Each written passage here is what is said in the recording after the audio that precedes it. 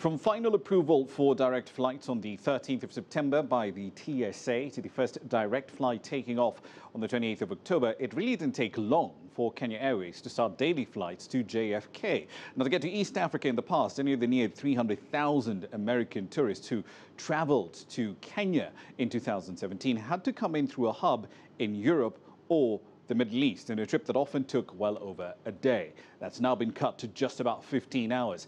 Only the carrier's 7 Boeing 787 Dreamliners have the range and the capacity to handle traffic on this transatlantic route. But for this route to succeed, the carrier still has to resolve a number of issues. Barely a fortnight after the start of these direct non-stop flights, the carrier cut the frequency of flights until the first week of December, citing low demand. Price may also be a concern for some. An economy class return ticket on Kenya Airways can set you back anywhere between $1,200 to $1,600. That's comparable, remember, to competitors like Emirates, even though they have to take a much longer route. The carrier is also struggling to retain staff. The 2017 fiscal year saw the biggest exit of pilots in any one year. 55 of them leaving for the carriers, leaving it 2% short of its needed complement at a time when it was adding more routes, continuing a decline that started in 2015.